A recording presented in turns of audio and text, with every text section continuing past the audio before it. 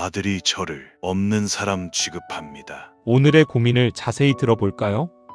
평생을 가족만 바라보고 살아온 70대 아버지. 그런데 어느 순간부터 듬직했던 아들과의 대화가 뚝 끊어졌습니다. 조심스레 묻는 말엔 건성으로 답하고 때론 같은 공간에 있어도 투명 인간 취급을 받는 것 같아 아버지의 가슴은 미어집니다. 다 키워놓은 아들은 왜 이렇게 차갑게 변한 걸까요? 아비의 사랑이 부족했던 걸까요? 아니면 팍팍한 세상살이가 아들의 마음을 굳게 닫아버린 걸까요? 좁혀지지 않는 부자의 거리, 이 차가운 침묵 속에 숨겨진 진짜 이유는 무엇일까요? 성경 말씀에서 답을 찾아볼까요? 성경 말씀이 좋으신 분은 구독과 좋아요로 응원해주세요. 어르신 평생을 가족만 바라보고 헌신하며 키워낸 아들에게서 차가운 벽이 느껴질 때 그 마음이 얼마나 무너져 내리실지 감히 헤아려 봅니다. 사랑하는 자식과 눈을 맞추고 정겨운 대화를 나누고 싶은 소박한 바람조차 사치처럼 느껴지는 현실이 너무나도 야속하게 다가오실 것입니다. 아침에 눈을 뜨면 반가운 인사 대신 무거운 침묵만이 집안을 맴돌고 조심스럽게 건넨 말 한마디가 허공으로 흩어질 때면 가슴 한구석에 매서운 찬바람이 부는 것 같으실 겁니다. 마치 한 집에서 숨을 쉬고 있지만 서로 다른 섬에 갇혀 있는 것처럼 아들의 무관심은 매일매일 어르신의 마음을 날카롭게 베어내고 있을 것입니다. 성경을 보면 이스라엘의 가장 위대한 왕이었던 다윗 역시 자식 문제 앞에서는 한없이 작아지고 눈물 짓는 평범한 아버지였습니다. 천하를 호령하던 그조차도 아들들의 마음을 온전히 다독이지 못해 밤잠을 설치며 애통해하는 가슴 아픈 사연이 성경 곳곳에 기록되어 있습니다. 특히 다윗의 아들 압살롬은 마음속 깊은 상처를 홀로 품은 채 아버지와 오랜 시간 단절의 벽을 쌓았습니다. 다윗은 아들을 깊이 사랑했지만 그 마음을 제때 표현하지 못했고 압살롬 역시 섭섭함을 굳은 침묵으로 일관하면서 결국 서로 진심을 나누지 못한 이 차가운 단절은 돌이킬 수 없는 큰 아픔으로 이어지고 말았지요. 어르신, 어쩌면 지금 아드님도 치열하고 팍팍한 세상살이의 무거운 짐을 홀로 어깨에 짊어지느라 마음의 여유를 완전히 잃어버린 것일지도 모릅니다. 밖에서 겪는 수많은 스트레스와 피로감 때문에 집으로 돌아오면 마치 고슴도치처럼 뾰족하게 가시를 세우고 가장 편안해야 할 가족에게조차 마음의 문을 굳게 닫고 있는지도 모릅니다. 성경에 등장하는 집 나간 탕자를 기다리던 아버지의 마음을 가만히 떠올려 봅니다. 아버지는 아들이 언젠가 돌아올 것이라는 희망을 품고 매일 동구 밖을 서성이며 뼈를 깎는 듯한 인내의 시간을 견뎌냈습니다. 멀어진 자식의 마음이 다시 온기를 되찾고 돌아오기를 묵묵히 기다리는 것은 참으로 고단하고 외로운 일입니다. 하지만 어르신 하나님께서는 어르신이 홀로 흘리시는 그 눈물과 자식을 향한 간절한 기도를 하나도 빠짐없이 지켜보고 계십니다. 비록 지금은 끝이 보이지 않는 캄캄한 침묵의 터널을 걷고 계시지만 하나님의 위로 속에서 묵묵히 사랑으로 품어주신다면 그 터널의 끝에는 반드시 서로의 손을 맞잡는 따뜻한 화해의 빛이 기다리고 있을 것입니다. 어르신 침묵하는 아들을 보며 답답한 마음에 자꾸만 먼저 말을 걸고 싶고 왜 그러냐고 다그치고 싶은 순간이 많으실 겁니다. 하지만 성경 속 노아의 이야기를 떠올려 보세요. 대홍수가 끝난 뒤에도 노아는 방주에서 성급하게 나가지 않았습니다. 물이 완전히 마를 때까지 비둘기를 띄워보내며 잠잠히 하나님의 때를 기다렸지요. 사람의 마음도 이와 같아서 억지로 문을 열려고 하면 오히려 더 단단히 걸어 잠그게 됩니다. 지금은 아드님의 마음속에 찬 비가 그치고 물이 마르기를 묵묵히 기다려 주어야 할 때일지도 모릅니다. 조급함을 내려놓고 평안한 마음으로 그 곁을 지켜주세요. 성경을 보면 그토록 위대했던 선지자 엘리야도 삶의 무게에 짓눌려 로뎀나무 아래 쓰러져 죽기를 구했던 적이 있습니다. 그때 하나님께서는 왜 이리 약해졌느냐 꾸짖지 않으시고 천사를 보내어 어루만지시며 따뜻한 떡과 물을 먹여주셨습니다. 밖에서 치열하게 경쟁하며 지쳐버린 아드님은 지금 영혼이 탈진한 엘리야와 같을지 모릅니다. 대화를 거부하는 것은 아버지가 미워서가 아니라 그저 말할 힘조차 남아있지 않기 때문일 수 있습니다. 따스한 눈빛으로 아들의 지친 어깨를 바라보며 정죄나 훈계보다는 그저 편히 쉴 수 있는 그늘이 되어주시기를 바랍니다. 고난에 빠진 욥을 찾아온 친구들은 처음엔 함께 울어주었지만 이내 침묵을 깨고 욥을 가르치고 판단하려 들었습니다. 그들의 말은 옳은 듯 보였으나 결국 욥의 마음에 더 큰 상처만 남기고 말았지요. 우리는 때로 자식을 위한다는 명목으로 내 기준에 맞춰 자식의 행동을 평가하고 고치려 합니다. 아비에게 어찌 이럴 수 있느냐는 서운함이 앞서면 아들의 진짜 아픔을 보지 못하게 됩니다. 아드님의 차가운 태도, 이면에 숨겨진 상처와 고민을 섣불리 짐작하거나 비난하지 마시고 있는 그대로의 아들을 품어주려는 넓은 마음이 필요합니다. 자식을 간절히 원했던 한나는 성전에서 소리내어 기도하지 못하고 오직 입술만 움직이며 속으로 눈물의 기도를 올렸습니다. 제사장은 그런 그녀를 술에 취했다고 오해했지만 하나님은 그 소리 없는 부르짖음을 들으시고 사무엘이라는 귀한 아들을 주셨지요. 어르신 아들과 대화가 단절되어 아무 말도 건넬 수 없을 때 바로 그때가 기도의 자리로 나아가야 할 때입니다.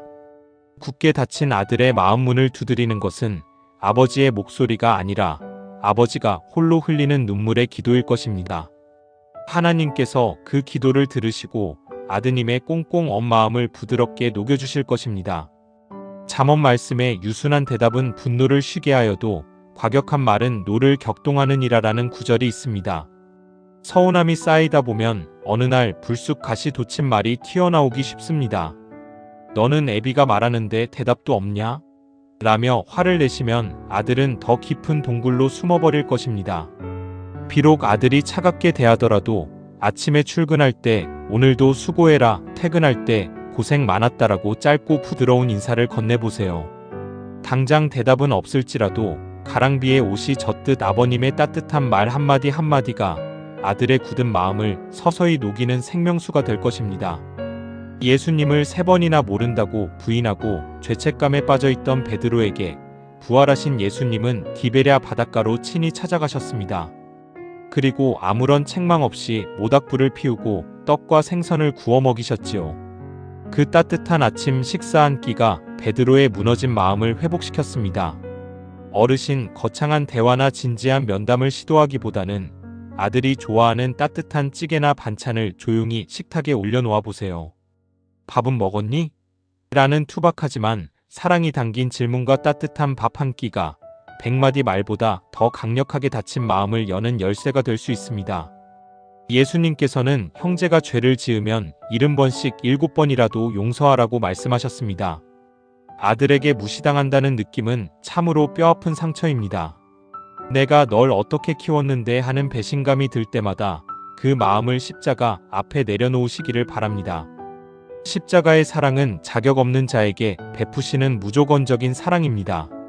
아들의 무례함과 차가움을 마음에 담아두지 마시고 매일 아침 새롭게 용서하기로 결단해 보세요. 아버님의 그 깊고 넓은 용서의 마음이 영적 공기를 바꾸고 집안에 흐르는 차가운 기류를 따뜻하게 변화시킬 것입니다.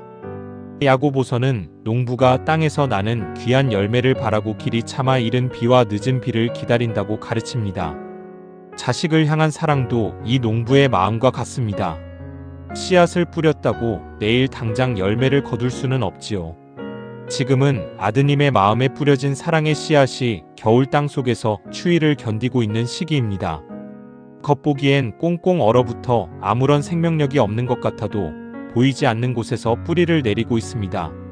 실망하지 마시고 묵묵히 아버님의 자리를 지키며 기도의 물을 주신다면 반드시 싹이 트고 아름다운 화해의 꽃이 피어날 것입니다. 자신을 노예로 팔아버린 형들을 애굽의 총리가 되어 다시 만났을 때 요셉은 복수 대신 용서를 택했습니다. 당신들이 나를 이곳에 팔았다고 해서 근심하지 마소서. 하나님이 생명을 구원하시려고 나를 당신들보다 먼저 보내셨나이다라며 오히려 형들을 위로했지요. 우리도 가족 안에서 서로에게 알게 모르게 상처를 주고받습니다. 아드님이 과거 아버님께 받았던 상처 때문에 마음을 닫은 것일 수도 있습니다. 누가 먼저 잘못했는지를 따지기보다 요셉처럼 너른 품으로 지난날의 모든 섭섭함을 덮어주세요. 사랑은 허다한 죄와 허물을 덮는 법입니다. 예수님은 부자들이 낸 많은 헌금보다 가난한 과부가 낸 동전 2잎을 더 귀하게 보셨습니다. 크기보다 그 안에 담긴 진심을 보신 것이지요. 아드님과의 관계 회복도 하루아침에 드라마틱하게 이루어지지 않을 수 있습니다. 어느 날 아들이 아버님의 눈을 잠깐 마주쳐 주었을 때, 퉁명스럽게라도 네라고 대답했을 때, 식탁에 빈 물컵을 치워두었을 때처럼 아주 작은 변화에 주목해 보세요. 그 작은 몸짓이 과부의 2랩돈처럼 다친 마음을 열기 위한 아들의 힘겨운 노력일 수 있습니다. 그 작은 변화에 기뻐하고 감사할 때 관계는 한 걸음 나아갑니다. 전도서에서는 천하범사가 기한이 있고 모든 목적이 이룰 때가 있나니 잠잠할 때가 있고 말할 때가 있으며라고 말씀합니다. 사람의 감정에도 사계절이 있어서 지금 부자간에 흐르는 이 차가운 기류는 어쩌면 겪고 지나가야 할 잠잠할 때이자 겨울일 수 있습니다. 이 침묵의 시간을 너무 두려워하거나 원망하지 마세요. 아드님 스스로 자신의 삶의 무게를 이겨내고 아버님의 사랑을 다시 깨닫는 데에는 반드시 절대적인 시간이 필요합니다. 하나님께서 정하신 화해의 시간, 다시 기쁘게 말할 때가 반드시 찾아올 것을 믿으며 평안을 유지하십시오. 사도 바울은 직접 찾아가 얼굴을 보고 말할 수 없을 때 교인들에게 애정이 듬뿍 담긴 편지를 써서 마음을 전했습니다. 그 편지들은 수천 년이 지난 지금까지도 우리의 마음을 울리고 있지요. 얼굴을 마주하면 쑥스럽거나 감정이 북받쳐하지 못했던 말들이 있다면 조용히 편지를 써보는 것은 어떨까요? 책망이나 훈계 대신 내가 얼마나 자랑스러운 내 아들인지 모른다. 늘 내 건강이 걱정이다. 사랑한다라는 진심만을 꾹꾹 눌러담아 아들의 책상 위나 방문 틈에 살며시 놓아두세요. 투박한 글씨에 묻어나는 아버지의 사랑이 아들의 마음을 울릴 것입니다. 집을 나갔던 탕자가 거짓골로 돌아올 때 아버지는 멀리서 아들을 알아보고 측은히 여겨 달려가 목을 안고 입을 맞추었습니다. 아들이 사과하기도 전에 변명하기도 전에 먼저 품어버린 것입니다.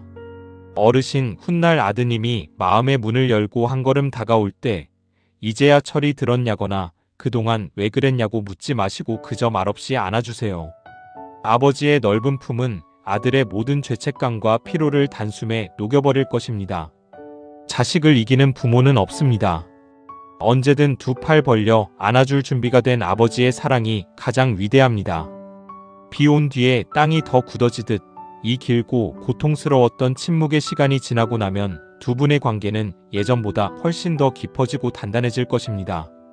성경 속 수많은 갈등과 아픔이 결국 하나님의 은혜 안에서 합력하여 선을 이루었듯이 어르신의 눈물과 인내도 결코 헛되지 않을 것입니다.